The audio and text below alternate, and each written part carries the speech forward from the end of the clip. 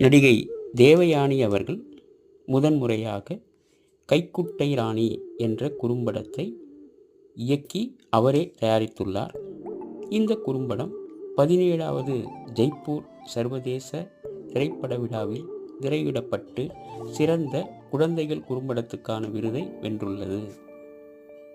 விருது பெற்ற தேவயானி அவர்கள் கூறும்போது, எத்தனையோ படங்களில் தான் நடித்திருந்த போதிலும் முதன்முறையாக தான் இயக்கிய குறும்படம் சர்வதேச அளவில் விருது பெறுவது மகிழ்ச்சியையும் பெருமையையும் அளிக்கிறது.